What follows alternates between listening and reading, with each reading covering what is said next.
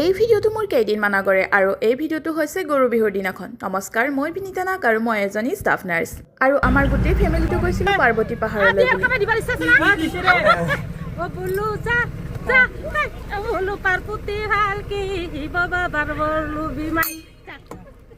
গৰু বিহুৰ দিনাখন ইয়াত এখন বহুত ডাঙৰ মেলা উদযাপন কৰা হয় আৰু মন্দিৰৰ ভিতৰলৈ সোমাই পালোঁ আমি জুবিন দা। জয় জুবিন দা। আৰু আজি মন্দিৰত বহুত বেছি ভিৰ, সকলোৱে আজি পাৰ্বতী মাক দৰ্শন কৰিবলৈ আহিছে। আৰু মন্দিৰ অৱস্থিত আছে পাৰ্বতী পাহাৰৰ একেবাৰে শিখৰত। গৈ থাকোঁতে আমি গণেশ বাবাকো লগ পালোঁ আৰু ইয়াত সুন্দৰকৈ নিজৰ জোতা চেণ্ডেল থোৱাৰ ব্যৱস্থাও কৰা হৈছে। এই গৰু বিহুৰ দিনটোত ইয়াত অগণন ভক্তৰ আগমন ঘটে।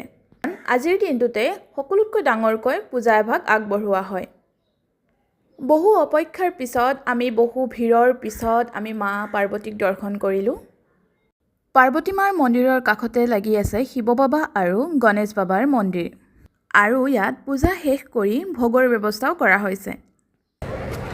আপোনালোকে যদি আহিম বুলি ভাবিছে তেতিয়াহ'লে আপোনালোকেও আহিব পাৰে বকত অৱস্থিত পাৰ্বতী পাহাৰলৈ বুলি।